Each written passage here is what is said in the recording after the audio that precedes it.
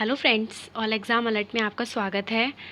आज एनसीईआरटी के short notes chapter wise मैं आप लोगों के लिए लेके आई हूँ।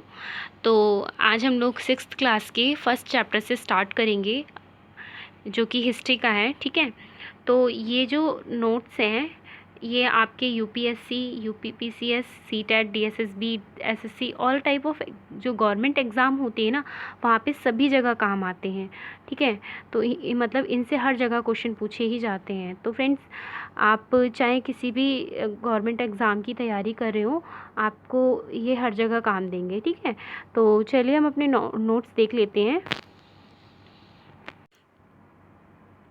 फ्रेंड्स, ये हैंड रिटन नोट है जो मैंने आप लोगों के लिए ही तैयार किए हैं। आई होप आप लोगों को इससे कुछ सीखने को मिलेगा, लेकिन आप लोगों को एक एक पॉइंट बहुत ध्यान से देखना होगा, तभी आप लोगों को इसमें चीज़ें समझ में आएंगी, क्योंकि एक एक पॉइंट मोस्ट इम्पॉर्टेंट है। ठीक है, तो पहला पॉइंट है हमारा, कई लाख वर्ष पहले से लोग नर्मदा नदी के तट पर रह रहे थे। ठीक है, तो देखिए, जो लोग हैं ना, वो कई कई लाख वर्ष पहले से कहाँ पे रह रहे थे? नर्मदा नदी के तट पर रह रहे थे। तो काफ़ी और आपसे क्वेश्चन पुट कर देते हैं कि मतलब किस नदी के तट पर लोग कई लाख वर्ष पहले से रह रहे थे।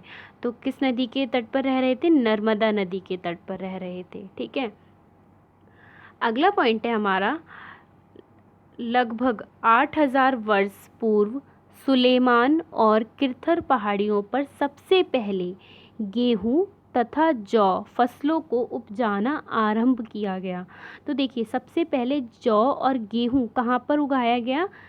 सुलेमान और किरथर की पहाड़ियों पर उगाया गया। ठीक है, और लगभग कब उगाया गया? 8000 वर्ष पूर्व, मतलब पहले उगाया गया। ठीक है, तो इस यहाँ से 2-3 क्वेश्चन बन जाते हैं कि मतलब जो गेहूँ है और जौ, गेहूँ और जौ की फसल सबसे पहले कहाँ पर उपजाना आरंभ की गई। ठीक है, और मतलब कब कब उपजाना आरंभ की गई, ये सब। ठीक है, अगला पॉइंट है हमारा, उत्तर पूर्व में गारो तथा मध्य भारत में विंध्य पहाड़ियों पर भी कृषि का विकास हुआ। ठीक है, तो देखिए, उत्तर पूर्व में गारो में, ठीक है, और मध्य भारत में विंध्य में, विंध्य की जो पहाड़ियाँ हैं वहाँ पर भी कृषि का विकास हुआ।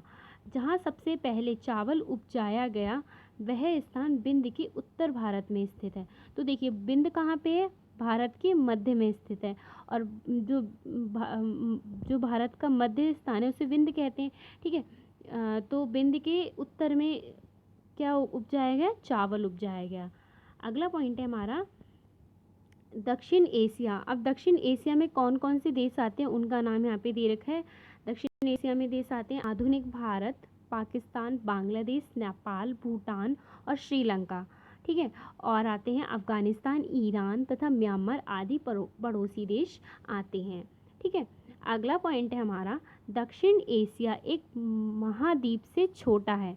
तो देखिए, जो दक्षिण एशिया है ना, वो एक महाद्वीप से छोटा है। महाद्वीप बहुत बड़ा होता है, लेकिन ये एक महाद्वीप से छोटा है, लेकिन विशालता तथा बाकी एशिया से समुद्रों, पहाड़ों तथा पर्वतों से बटे होने के कारण इसे प्राय उपमहाद्वीप कहा जाता है। ठीक है, अगला पॉइंट है हमारा, अपने देश के लिए हम प्राय इंडिया तथा भारत जैसे नामों का प्रयोग करते हैं। तो इसमें मतलब हम इंडिया शब्द कहाँ से मतलब आया है उसके विषय में हम देखेंगे। इंडिया शब्द इंडस से निकला है। तो देखिए, कहाँ से निकला है? इंडस से निकला है इंडिया शब्द, जिसे संस्कृत में सिंधु कहा जाता है। ठीक है, सिंधु किसे कहा जाता है? इंडिया को। ठीक है, अगला पॉइंट है हमारा, भारत नाम का प्रयोग उत्तर पश्चिम में रहने वाले लोगों के लिए किया जाता था। ठीक है, जो भारत शब्द का प्रयोग किसके लिए किया जाता था? पूछ लेंगे आपसे कि भारत शब्द का प्रयोग किसके लिए किया जाता था, तो आप लोग क्या बताएंगे? उत्तर पश्चिम में जो लोग रहते थे ना, उनके लिए भारत शब्द का प्रयोग किया जाता था। इस समूह का उल्लेख संस्कृत का आरंभिक 3500 वर्ष पुरानी जो कृति है ना, ऋग्वेद, उसमें भी मिलता है। ठीक है, बाद में इसका प्रयोग देश के लिए होने लगा। ठीक ठीक है। पहले एक समूह के लिए किया जाता था भारत शब्द का उपयोग, लेकिन वो कहाँ रहता था, उत्तर पश्चिम में रहता था, लेकिन बाद में इसका प्रयोग देश के लिए किया जाने लगा। ठीक है। अगला है पांडुलिपियाँ। पांडुलिपियाँ प्राय ताड़पत्रों तथा हिमालय क्षेत्र में उगने वाले बुर्ज नामक पेड़ की छाल से विशेष तरीके से तैयार भोजपत्र पर लिखी मिलती है। तो देखिए जो पांडुलिपि है ना, वो क्या होती है, वो मतलब किसी के द्वारा हाथ से लिखी गई लिपि होती है, उसको हम पांडुलिपि कहते हैं। ठीक है। तो वो किस पे लिखी जाती थी, भुर्ज नामक जो पेड़ होता है उसकी छाल से विशेष तरीके से तैयार किया गया भोजपत्र पर लिखी मिलती है हम लोगों को। ठीक है।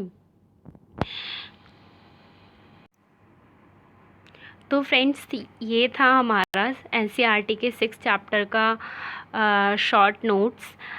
इसमें हर एक पॉइंट बहुत इम्पॉर्टेंट है, इसमें से बहुत बार क्वेश्चन भी आए हुए हैं।